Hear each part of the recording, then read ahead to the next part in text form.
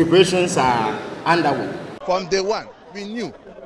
that we have won in these constituencies. Edwa kese baako asa hye Kumasi a ayare hosem ye pa. Yemo efo nyina kwaba ebiem enra dwumadie so enche na president elect John Dramani Mahama yede ni sia konwa so na afi no obabbo dwuma ede ama oman Ghana ensem bebre ene fimu eba NDC amanekuo no obodi nsem bi atodwa efasa programmer eba so quick one eberum na afi bibia ay kama na enomu no ense parliamentary seat bi o ha Yehudi akwakosi NPP amanekuo ne se wamo na wini NDC so se wamo na wini ama ade no akopiem ewo kota akwakwaya manso wa quick one ehun komo ha yesande bana fe no bibia aye kama baransa na commander odi obewura nsem nim no ense after kantamanto eja asese wo ho no of course ense atise Kumasi so ense eja asese asi wo ho ama ade no akoyaro osem quick one kitwa bi Bona to fama ye na afi no yankwansam so. Advert ma me na wase na afi ya hyase ni nkomo na yen start wa Ashanti region na yen nya adwuma kakra bi adwi a e be ko other stories no so. Okay. Encha ye eneja talk kantamanto in the greater Accra region. E ma e hye japade bebre ayare ho sema mpanifo eguso e pe anopuma sebre. Na arehosem e free Ashanti region e ba ne se eja to dwakese ba kum ama ahyedwerebe na ayare ho sem ye pa e Kumasi. Report echirema ukopiem ewo kwada so a edwa bi ho aye fro kwada so bola kesiem na eho eneja atoma ahyedwerebe a asaja pade bebri ena manfo niam areho aba ewo kwada so ye pa na eba sa no amanfo edi nkomo ye pa but ade ba ko a amanfo bisa ne se eja hyehye se de ade echi ade se da bia market ena eja etoma ehye nti wei ayade a amanfo edi ho abobo ye pa but on this no after say report we buy no and a question ba ko amanfo bisa pa ne say atenti na this time eja eto market mu pa o say wo ha na ayika say omane champo mu ka say okay NDC 4% omode eja kototo ye market mu okay in the sound crofo no minim die nti ayem frɛ wo mu omane champo mu say no kwene ni say omo evidence na nka omo provide evidence na NDC for the person omo di ja to market mu no asebri nyina because omo free yem fa ne say NPP free elusu ya pe edwa no so hihye ampa edwa ne hihye ene se asebri nyina ne se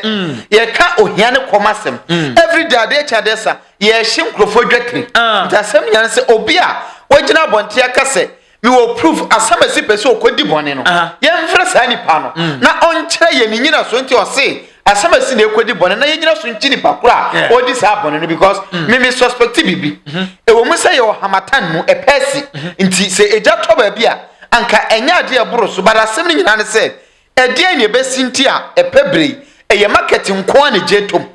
point ni nyina no market nko a ne jetom market no aside that eja nto ba bia say na me just omo na kan sa asem no okay and after to abawie no eja no so to market ni ma ba enti ne obi hyase no obi hyase enti omo kwache omo a omo be chese hifa na mu se NDC for di je kwatotum ana na yenchi NDC for kro no because assembly nyina no they say policy for no enusu omane champon mo emfa hwehwe information omo hia because omo na em say omo leak info no nti omo was source of information bia e kire omo plan so mbesi dwa nti mpanifo nche wo mo ena manfo so kase ade ne betumi ayese ya kase we mu pese wo mo hyehye market ntubo sie nso sie ya ne akɔhye market no de hye market no a na akɔyese say kan ampa we mu na hyehye market no you get it say be di omo di begu aban na oban animase of course say sa issue we obi adwen mu no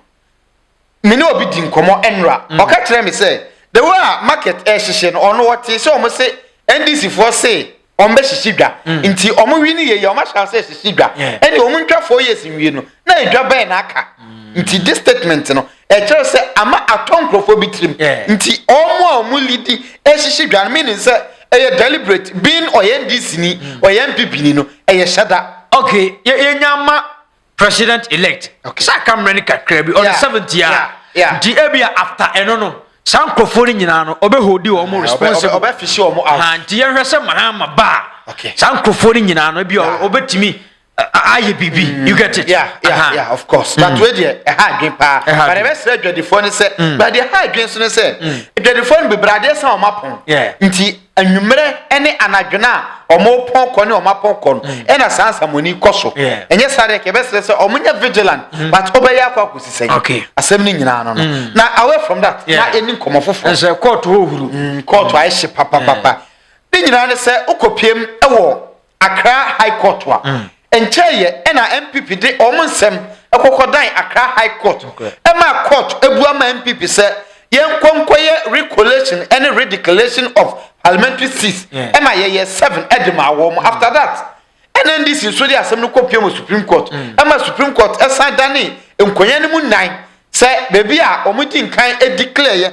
constituency level no ehwa na wo se eko ema de kai nso omo san hye se yenkoye ho adwuma ema electoral commission estatin adwuma na eno achi NPP ede asem no esan kopie ma Accra High Court biem na we de NPP koye no omo koye in a different way grand style na NPP koye no na Accra High Court ebu asem no ede ama NPP se sa constituencies 4 no yen san emfanko na yenko kan enwie bebi na ye kan adu no yen kan ni nyina na yen declare results no foforo ni nyina ne se according to NPP case ya omede koye no NPP etwe anasa om statement na a rate of mandamus na omoyeye na eno no ye se ode krata anasa court share official bi a oye government official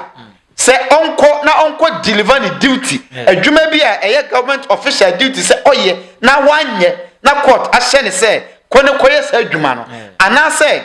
adwuma bi a e say court ketwa eye na wanye na court kese ahye ne say onko na onko say adwuma no eno na MPP ekosikiye from high court and high court ejetum say ampa eye electoral commission ne core duty say ye to abawia obekan abani nyina awie na quality resource no enu nti constituencies we na MPP estate ye ewo omo case nim na de din kan Tema Central MPP force Tema Central de no eka 2 police stations yeah electoral commission ankan enu nti ewo se court no share electoral commission say 2 police stations no omo nkokan na the next one eye Okai Quest Central Baba Sadik ehonso so omo se eka 31 police stations yeah oman kan into court and share electoral commission na omonko kan sa 31 no emfa nka de omedin kan aka atwam dadada no na omon declare results no na obia hu bi na next one eya Ablekmanoff ehonso ka hu bi ena Techiman South de no so MPP kirema 147 polling stations and electoral commission no ankan into court and share electoral commission na onko kan eno ena judge a ogina asemnim ewo Accra High Court no ejetum se nsema MPP fo ne kan no abawom esan se eye electoral commission ne core duty say eto abawia okai every single vote bia enu ntino onko wie sa police stations no na on declare results no foforo ya ama MPP fo ebose pa ene ba sa na ni jaba yen hwa de bi wona ka se yeto abawie na sumdua ba man Ghana mateze nkrofo ka se o abato no asumdua ba ama for kasa akamre kakra bi na John Dramani Mahama okosua eba sanso a MPs ni nyina no e so mu nyina so baran for city akai akoye mabo MPP for so mo ntiase NDC for so mo ntiase MPP for so sa for city we wo mo ntiase ne kodi NDC for wa omo benye yefre bibi 2/3 ama chese omo be useless e parliament o di kwa bia so wo mo ntiase and Supreme Court no kokan we ya but na high court no so abekan we ese yenya dey na de ma asem no e won kakra ne se obi adwim no ohun se o case cause na NDC for no asem mo kan se constitution ni se ye declaration e wo constituency level na yen sign enya redeclaration biem ena ma Supreme Court ejina so ebu asem no e ma e be bright mu nyina e ba se o ma hwene ena high court no so asem ne se MPP before Besra High Court say electoral commission no na adwuma wo so ye no wanya nwie nti high court no share electoral commission say wa adwuma wo ye na den wanya nwie ye adwuma ni wie eno na ama high court nso so ejina so say electoral commission enkoye adwuma ni wie na asem ni nyina chi no ena NDC fo so omompene na NDC pene omompene no high court no edit to electoral commission nim say up to 6 seat of January say odibe collect results ni nyina wie na wa gazette those MPs no ama omakwa swear in on the midnight of 7th January na eno NDC lawyer any legal team no enso so edit to court na nim say omo buy with omo appeals documents any bibi e ka ho nti after so mu bu asem na no na eduzisa makro assign edit appeals document any documents ahodo aka ho stay of execution aside court register na ho e court ho a court register these documents any case ya omo a file for appeal any stay of execution say court no judgment no omo epese court no eputu no on hold say enya adwumansa na omo sa akoya appeal bim nti asem ni nyina ne say they say court no betimi atanasia age say from the 6th and a court no betimi atasna on the 6th no say court no kwatanasia afi no mo say bebo nkrofo fro 7th ahomachi also MPs ni kusai nti how possible is it this are for situation omo beja no ho na later no omo wudi ombe na say abasan so so a wo mo constituency no ense anya fair ama wo wa ba bia ekwi ela so munya MP e wo parliament yeah say enu na ma the last time na make say eba say ya obabi say ahun say na yesi ye MPP free parliament for certain short time bia e che say ani no kromfo ani niye but man so a ye twe bebrebe a entwa dai e ka susu dua say e likely on the 7th of January sa for constituencies we me ni gide say MPs e be try e ma omo because baby a e kono sana ade ne che MPP NDC for no omo ntwe da ya omo ntwe o se bae ya omo soso ya akoya appeal omo say o se na e weekend nto omo nim say so omo ka say omo twen na on the next week ya Monday no na omo akoya on Monday say isi ko declare MPP bia omo be gina so agazette ama list ne be konti wan hwa 7th na wo di won krata be kwa court be frɛ no na mbisi na ko so ya dwi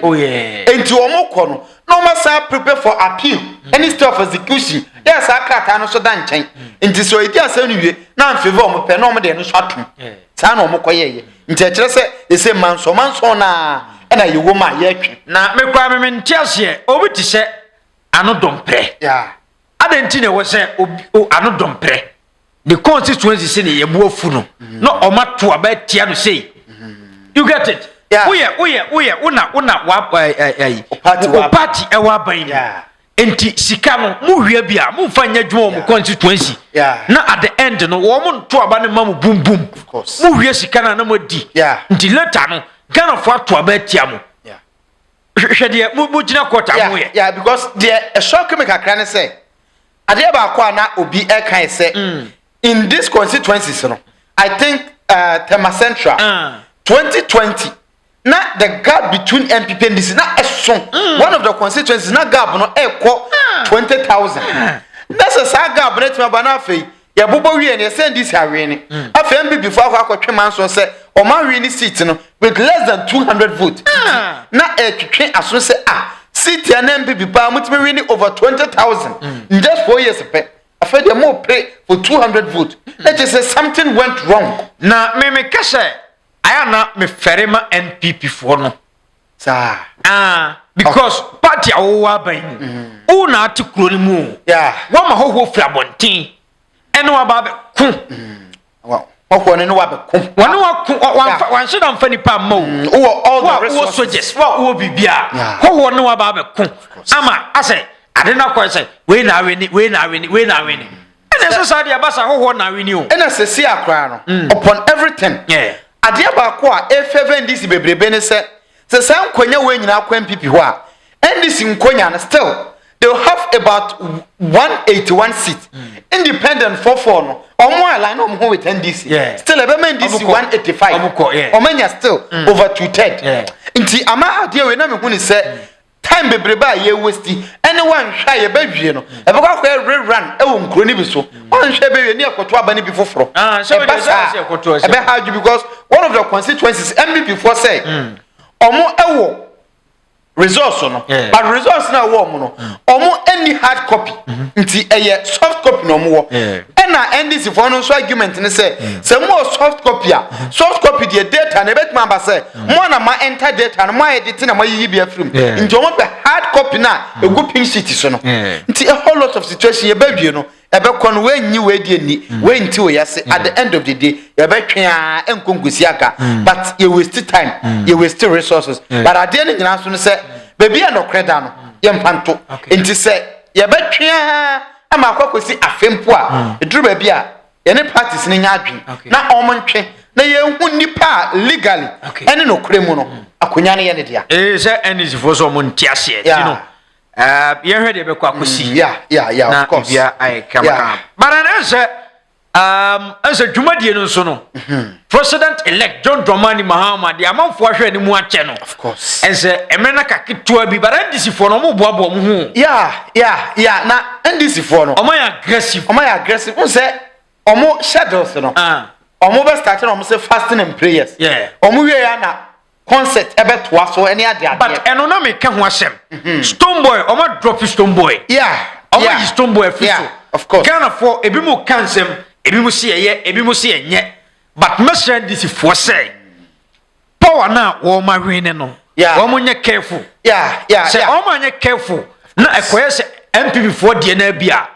Ghana for be ka ho asem because me hu one because Stone Boy die no among for ka nsem bebre of course enti me no me hu se sa ne man kitinkitu o ma hwe yi a ebe sa cause problem ama wo mo onim se o de ji wani na dey asem because me hu one DJ but o say DJ Willie I'm say NDC a lot of omo programs na omo ye no dodo na oye part of programs no no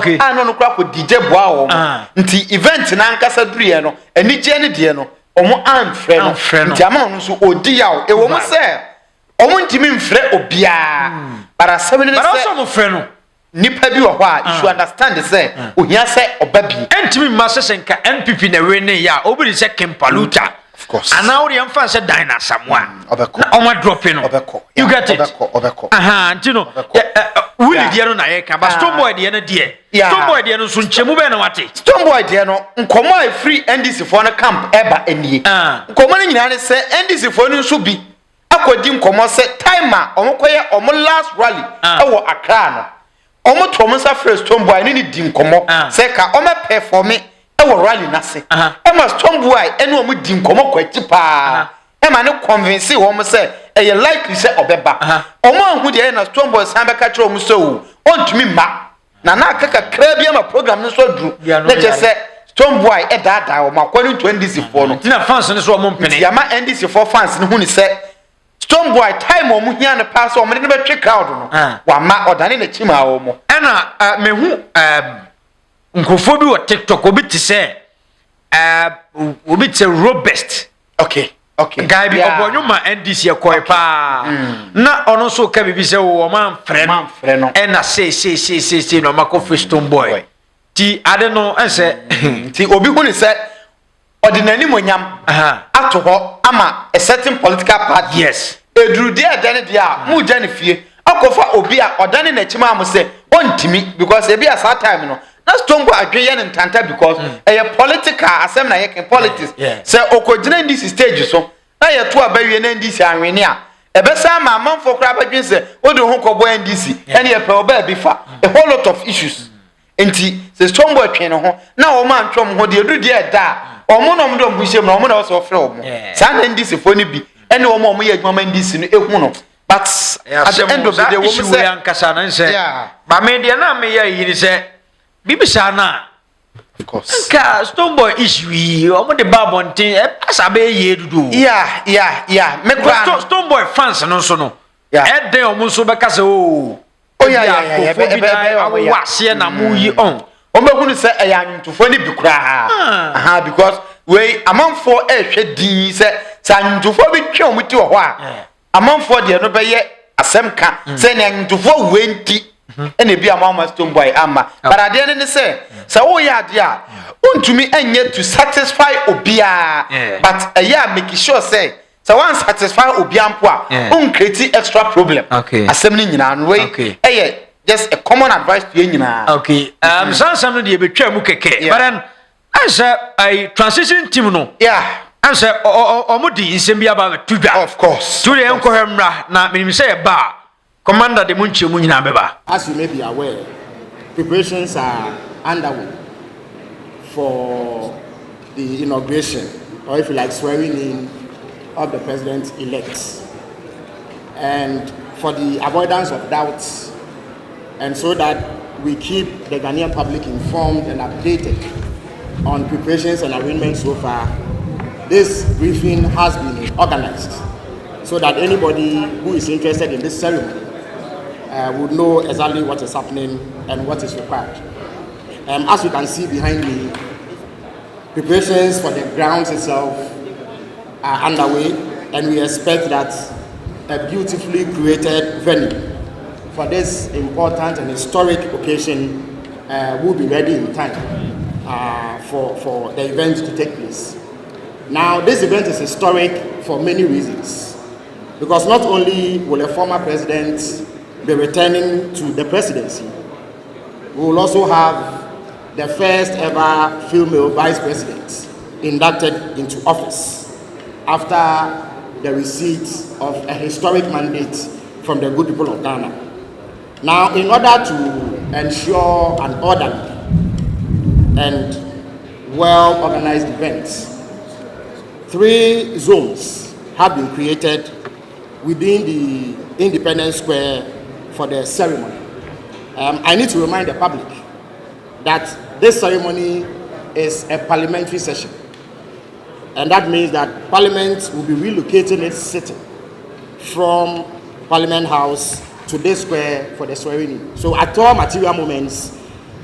we must bear in mind that it is a parliamentary session, and therefore certain rules apply. In accordance with this,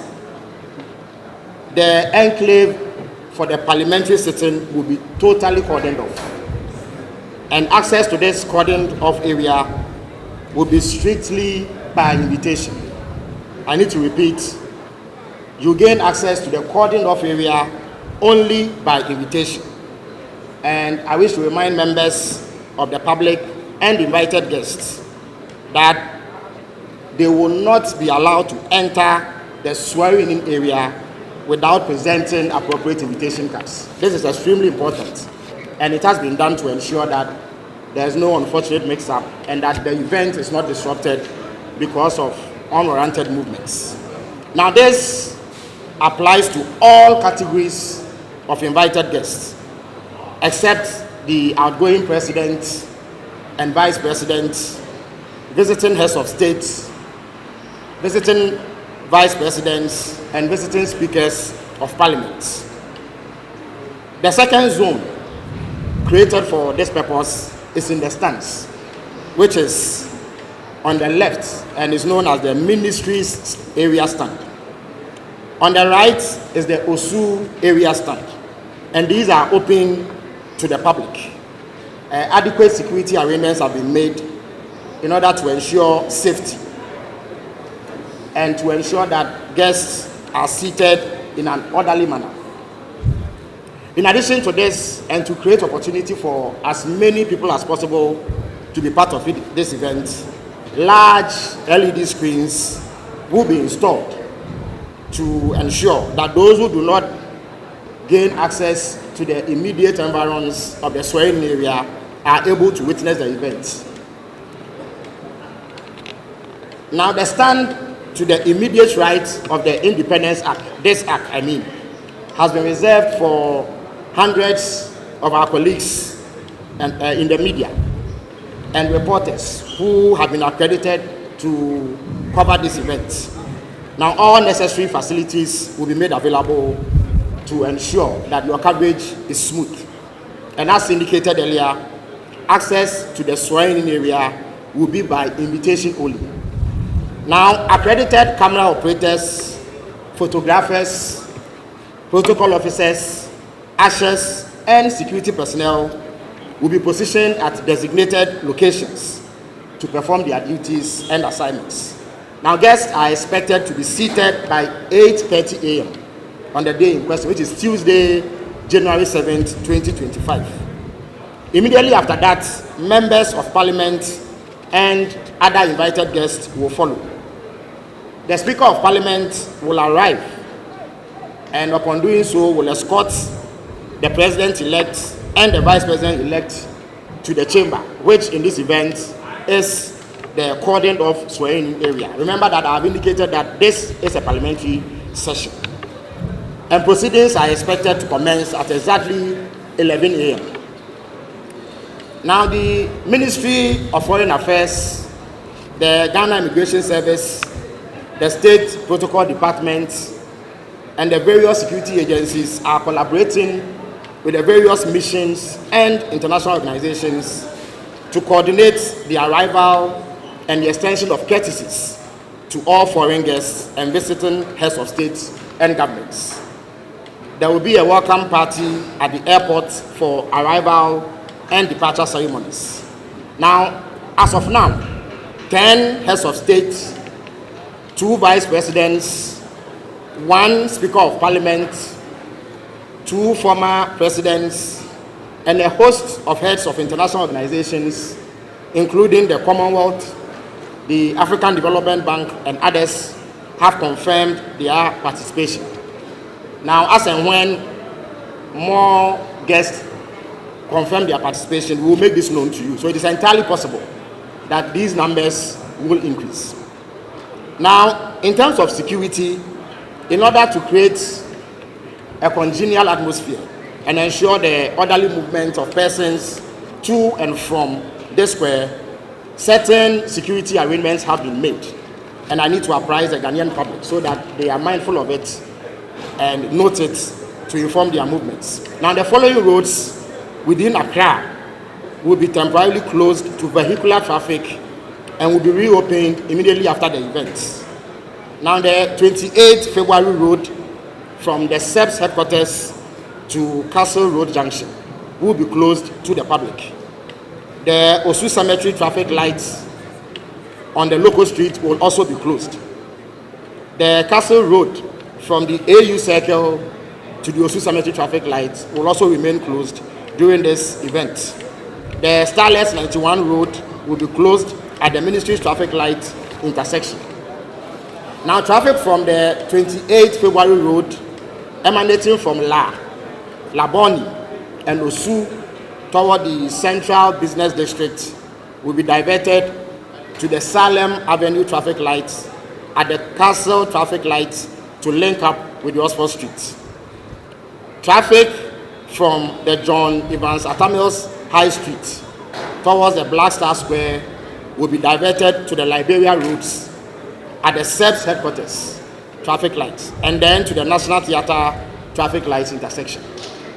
Now, motorists from Local Street towards the Castle Road are entreated to use the Ejumaku Street and the Oxford Street. Now, traffic from the AU Circle towards the Castle Road through the Osu Cemetery shall be diverted onto the Abdul Diop and King Hassan roads to link with the Abdul Nasser Gamel Road in front of the Ghana Institute of Journalism. Now, the following arrangements have been made for parking. That is, the following car parks will be available. The back of the Independence Act, which is just behind you. Now, the forecourt of the State House is also available for parking. The Access Bank car park has been secured for the purpose.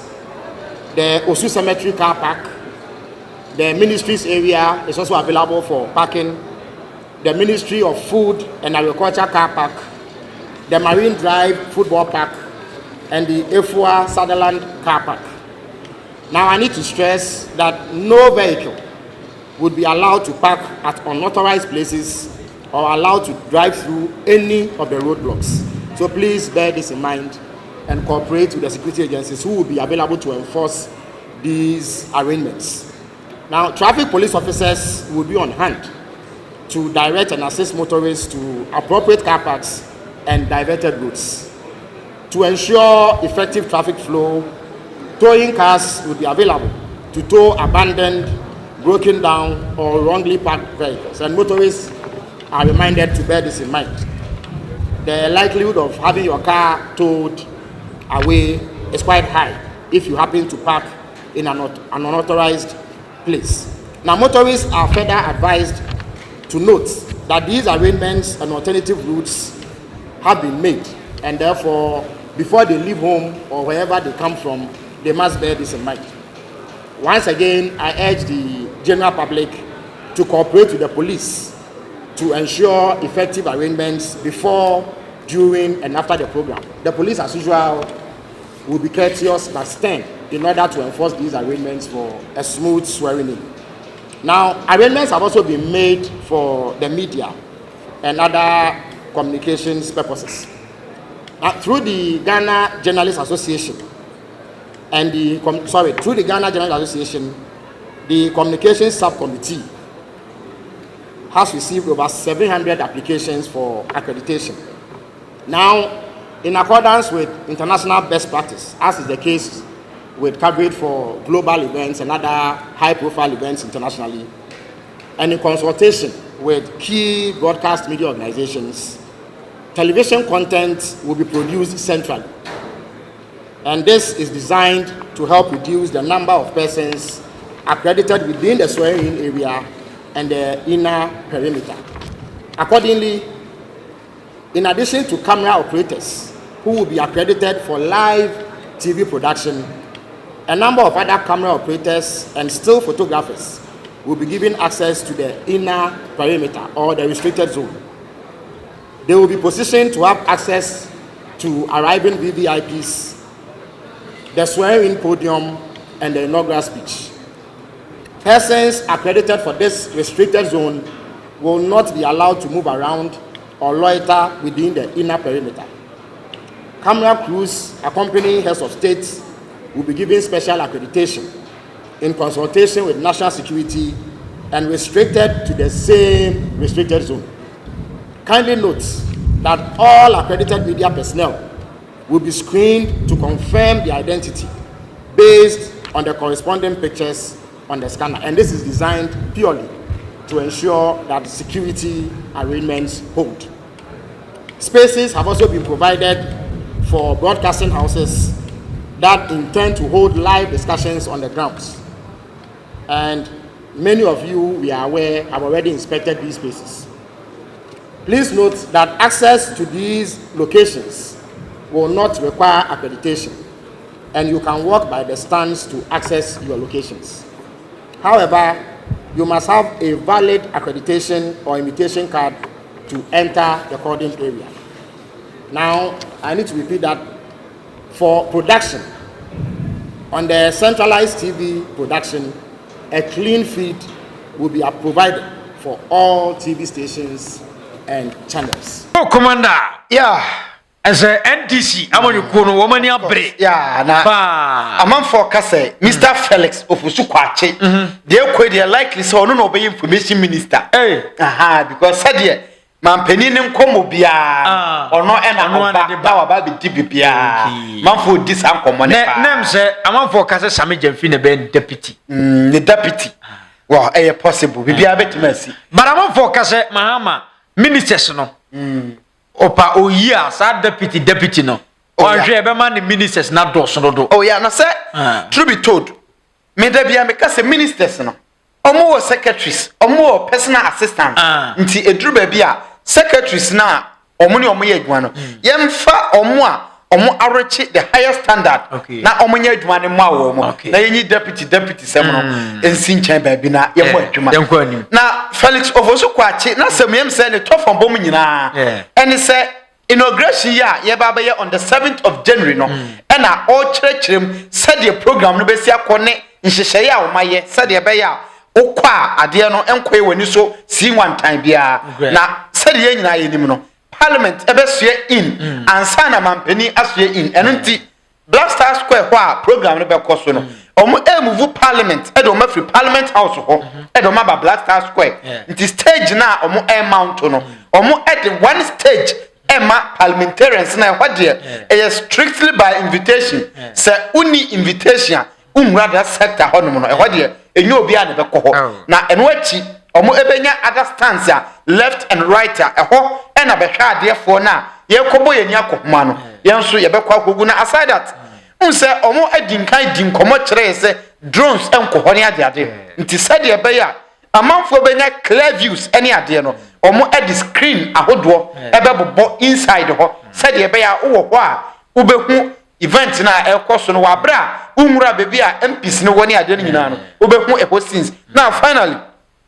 the latest one eka ho eye mpanifo ahodo a ebeba no any security issues nse amampani ahodo ne vice president ahodo over 13 and a free different countries eba ambassadors any nipa bebre and eka ho a very interesting na ye expect say bibia ebekọ kama and MPs ne so omo ebesue in on the midnight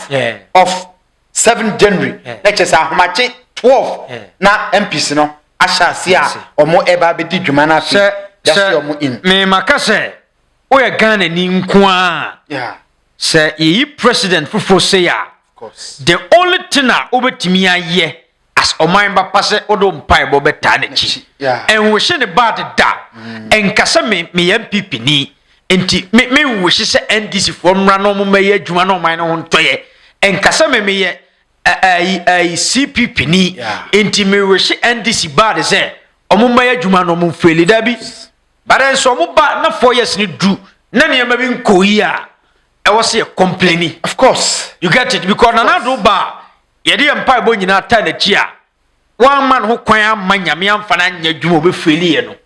Etwi ye no ho. One man who kwan yo. Ti se an se mama no kwan a. Onyame de ne ba ya dwuma. Se one man who kwan de a.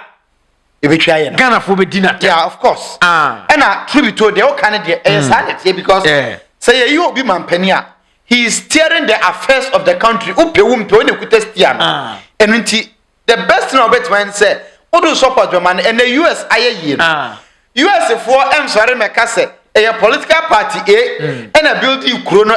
when a building but a chrono they are all enjoying. UK you'll be enjoy, Germany you'll be enjoy, China say you'll be enjoy. Ghana so sana a year. No matter political party cra or man building or mine then you na be enjoy enti the be yen say ye gina kiri na ya tenetene nioma say o chia ye bebo we chamo say o chia because at the end of the day o mine tua oka enti e wo say sika na wo gye no o ye ho adwuma asem ne nyina no but na mpa bota na chi of course because o mine say da wo kana ye ya yenso ya ye yenso ya ye atia say ya ye enya de pene say mrante ne maba o tu kwan oh yeah wadamfo bi a o pene asem pa no tu kwan na abrante bi nkoma odi ye papa bi won kro de o papa what say o say oko Egypt odri Egypt no say obefa forma ko Israel kwan na Israel for the 40 years trial no on the 52 days they try on one nti kwan ya Israel for the 40 years etwa no Ghana mai one ma ono kwa onam desert so say etu na be kan say de na be no on the 52 days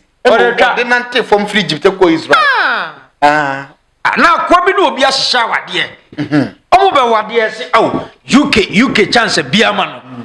okọ oba no ko okọ hwe ne fa na say baby ade na duru no o ware na no kra ne nyame nim nie wo ye de aho kire ndem wo nti oba ne check a me kwa UK me ho beto me nti de ma me kwa UK o mo say enye beta de wo hwa wade ne UK wo hwa wade ne UK na UK ne yes na wade no obekọ ko ware abetena ho kirem obekọ say no say no because say o ya brantie na wo Ghana na utimi ware a o bema enafo sa o da bi enye modern no say boys ne de o de eya di nkomo da bia me de me di sa nkomo ne pa say mrantie no ye type ne omo chen ye kakra ne nyina ne ade omo say omo be ware pa omo se da bi lalai edin omo ware da bi no sika ne say ne wonya no so omo ne nam ye omo se fisa sika ne nso no ndi okofa oba ne ba akoma no be dabo anti ne de baba nyina ne say omo de aware ne be sinten na de kufodo de ajai ni but a part of life enunti na do anya yie nti Ghana for ato abasisa no said now can a word of caution ti mama mrante ntimi ware say at the end of the day one so bana still omo fa same situation ma omo mfa nchewo eno de yeah very interesting e bon pa say mama beba na ja ya dofo nyina aka Ghana ha o ti ase o de o pese adofo no betu kwan na wo dofo pa obi a woni gine pa oba wiese watu kwan ko just physical na e ma no so do mo ko ya mo ko pe ho obi kra so ko pe broni on fa bibini nya hwe you get it Oman ni mu yanka we nyina nsi. Tie bom pa bia be fine. Bia be fine. Ti sa me wo party A party B mi NPP ni mi NDC ni masa. Sa line no you say no yem fan to baby. Na ye nwene se timamfo. Of course. You get it. Yeah. NDC ba na wo NPP ni na wo ye adwuma na wo nya sika gu boto mu a. Yes ne se obebom pa se me ye hu mi firi ha. Nti me pese me political party ba na adwuma be gu e. Yeah, asem ni nyina no. Ti ye hwe ni sa. Asem ni nyina. Yem fancy ye ko e be sa ba biem ha e bright media. Akrai fo nyina.